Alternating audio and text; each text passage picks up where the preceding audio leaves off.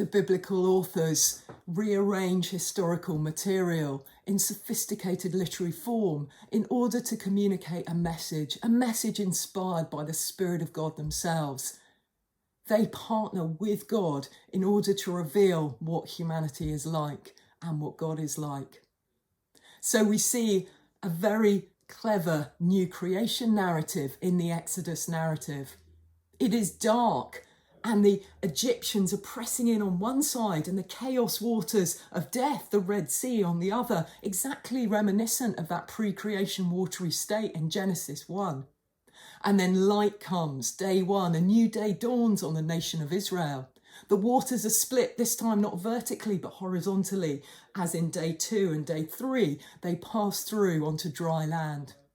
They then, as we've learnt yesterday, through their mediator Moses, take a place of ascent, of intimacy with God, as he mediates a marriage, a wedding day, a covenant between God and the people of Israel. God invites them to keep covenant faithfulness, chesed, through coming into agreement with and living out these instructions, this Torah, about 600 laws represented by 10 words. And he also says he will tabernacle, he will dwell, he will cover intimacy among them by living in a tent amongst the people. But as we've seen, after every height and ascent narrative, there is a tragic fall narrative, and this case is no different. Moses comes down the mountain only to discover his brother Aaron, the one with whom he'd confronted Pharaoh and the gods of Egypt, overseeing idolatry. A golden calf has been put together by the people of Israel, and they're worshipping this golden calf. It may be they genuinely thought they were worshipping Yahweh, but they were doing it in such a way that violated the Torah, the commandments just given through Moses at the height of the mountain. They were doing it through worshipping a constructed statue or idol.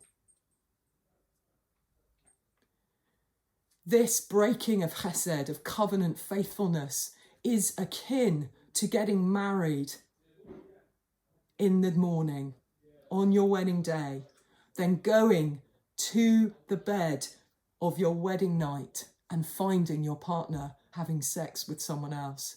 This is akin to spiritual adultery. This is the full narrative of this new, beautiful nation of Israel. We wanted them to be the new Adam, the new humanity who would be a light to the nations. And we discover that just like Adam, they are fundamentally flawed, and they need another human who is to come, who will take them into the promised land.